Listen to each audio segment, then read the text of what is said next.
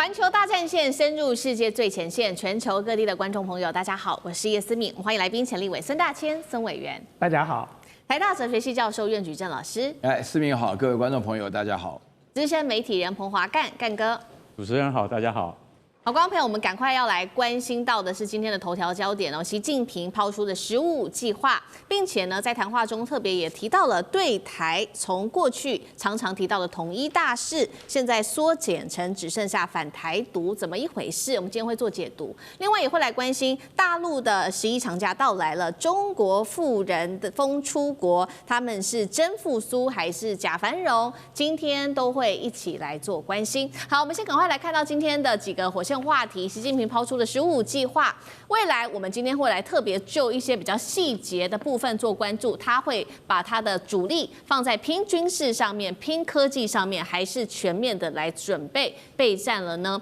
这一次其实网络上面也传出了，有没有可能是习近平主席将会交棒的一个重要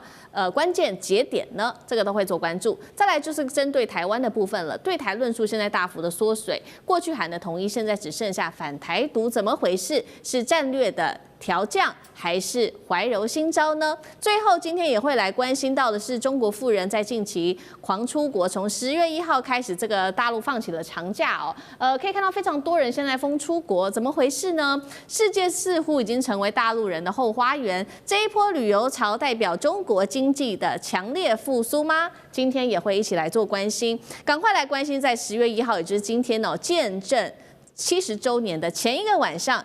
记者招待会上面，习近平主席发布了重要的讲话。他说呢，接下来10月份会召开20届的4中全会，所以在这个上面会特别提到了“15+5”发展的未来目标计划。他说要把它计划好，并且把它规划好，并且强调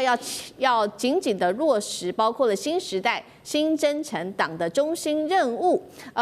所以节目一开始我们要来关心“15+5”计划可能会有哪些比较具体的目标，不管是在军事上，还是科技上，还是在备战上面呢？当前内外又有哪一些对于中国来说是比较大的挑战？更敏感的事情是，有没有可能外传的习近平可能会准备交班吗？委员怎么看？所以我想，他之所以会有所谓的“15+5”，就是每5年定一个目标，然后这5年这个相关的部会在这个先前就做好规划啊，然后在5年内希望达成一个什么样的一个进展哦，所以所谓的“15+5”就是第15个5年计划了哦。那么按照他们过去这个中国大陆的一些相关的惯例啊，或者是我们现在看到的中国大陆现在的经济发展的状况跟目标，其实在过去他们几乎是每一个5年计划的达成率都相当的高哦。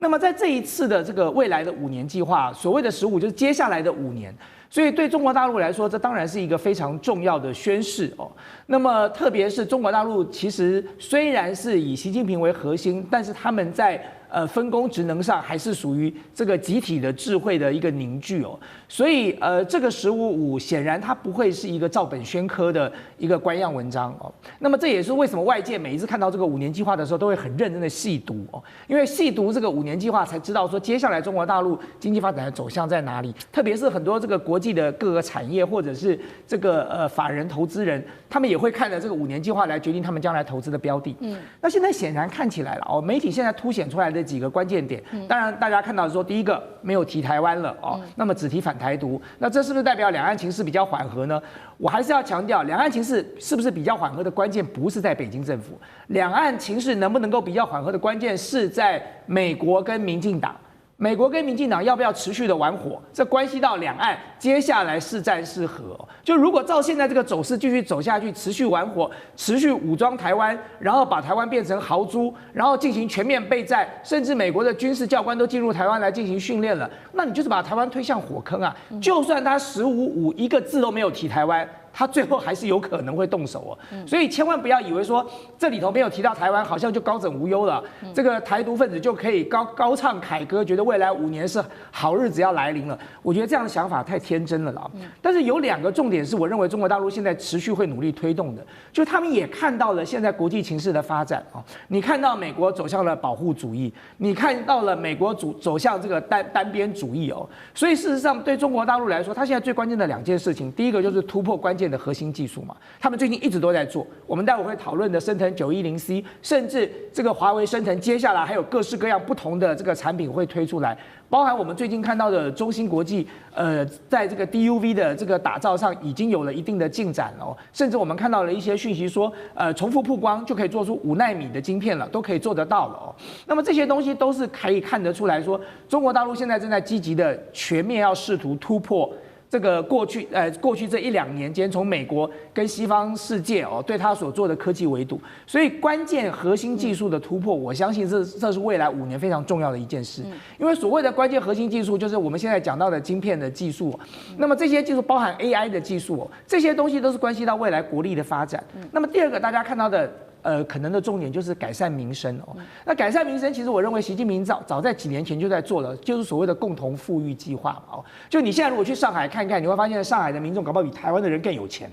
我每一次去上海的时候看到都很惊人的，上海那个金铺的门口排队排人龙的。我第一次看到那种卖金子、卖黄金的金店。每天经过他门口都在排队，就跟在Chanel门口排队是一样的人潮，我无法理解。我就想说哇，然后呢，所以当你发现说为什么中国大陆在这一次的中美关税战没有被打垮，原因是因为他前一段时间就在推共同富裕了嘛。所以我常常讲说，中国大陆14亿人不用多啊，4亿人能够出来消费。这个市场就比美国市场大了，美国也不过就3亿人而已啊。所以如何让这个共同富裕这条路继续走下去，改善民生，促进更多的内需，我认为这是中国大陆接下来在未来5年它一定要做的。因为接下来的这个中美也好，或者是这个中国跟其他国家之间的关系都在混沌未明的阶段哦，所以它必须要先这个扶植自身的消费力量，才能够有一定的底气啊。好，确实哦，现在在不一样的地方是，现在中美的对抗格局已经变得越来越强烈，所以接下来的15计划其实定的也很细节了，很细致，就是要拼科技、高科技产业的发展，还有民生哦，要经济要富强。那另外一方面，我们继续请教苑老师有怎么看？刚刚提到习近平这一次不像以前主要谈这个统一，不只谈了反台独，怎么看他的这个策略？这是第一个问题。第二件事情也想要请教苑老师，有关于外传的习近平有没有可能交班的这件事情，2个问题。我是从事于文字工作的，所以我对文字的解读特别敏感啊。我仔细看里面的内容当中的话呢，我觉得大家解读上过于乐观。首先的话呢，我们来看坚定不移贯彻1国2制方针的话呢，这个不是讲给我们听的，这是讲给港澳地区听的，因为他们现在正在进行1国2制，所以说在这种情况下的话呢，这个对于我们来讲的话呢，提到是我们的一个选项，你要不要1国2制？你现在马上做决定。然后接着的话呢，要这个深化两岸交流合作这件事情的话呢，是民进党刚好阻止我们要深化交流合作的所以说呢，现在台湾本身来讲的话呢，在民进党阻止的过程当中，大家义无反顾的，包含我，就是继续往大陆参观访问，目的是为了和平，然后再进一步，这个选项也是在我们手里所以说你愿不愿意去，敢不敢去这个事情也说了，就民进党来讲。然后第3点，坚决反对台独，这个是更重要的讯息，因为目前《华尔街日报》里面讲出来，大陆跟美国谈判的时候，不能够说是你不支持台独而已，要坚决反对台独，这个讯息非常重要。因为什么呢？因为这3点一合起来的话，其实基本上讲起来，才弄得坚决捍卫国家主权和领土完整。大家一听言有这个讲起来非常清楚，只是有一句话还没有讲清楚，就是按照国际的法律条约来讲，就是说是这个开罗宣言跟波茨坦公告，你们这个部分讲到台湾就是中国的一部分，这个讲起来是整个连贯性的。但是这个四中全会20大四中全会在10月20号召开的时候，要定那个15计划的话呢，这个不是，这个是经济计划，它不是计划经济，大家要搞清楚。而且14.5的话呢，交出一张非常漂亮的成绩单，几乎可以说是100%实现。那你刚刚问到那个问题的话呢，会不会交棒的问题的话呢？这个问题其实我觉得哈了，到目前为止看不出来有任何的迹象，因为到了2027年的时候，那之前的话如果没有任何的动静，如果有动静的话呢，有某一位人士特别受到这个大家的瞩目的时候呢，这个时候你可以觉得有可能。但如果没有这种情况下的话，我自己看到，我觉得习近平作为主席的话呢，他身体很好，所以说各2种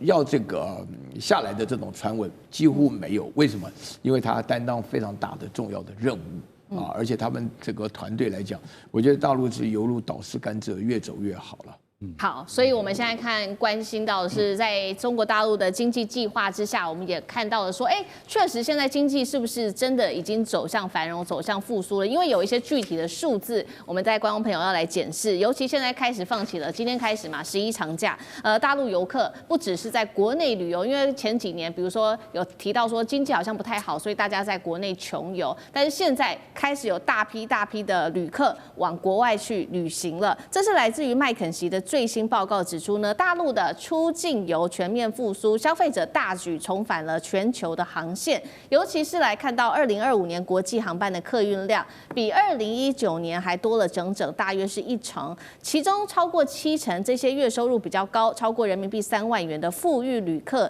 铁了心，他们认为说，接下来的一整年我们必须出国走走，次数多高呢？从3到5次，甚至有许多人一年出国超过5次。把世界当做了自己的后花园，能不能这样子来看？就是说中国经济真的已经全面复苏了，有这么的乐观吗？那另外近期韩国也开放了签证，因为跟美国的关系不好嘛，让大陆的朋友来。那这些国家能够抓住中国旅客的商机吗？干哥又怎么看？中国人呢，全世界中国人不是只有台湾人啊，台湾人是勤俭的美德啊，所以台湾人那个隐形的富豪有多少你都不晓得。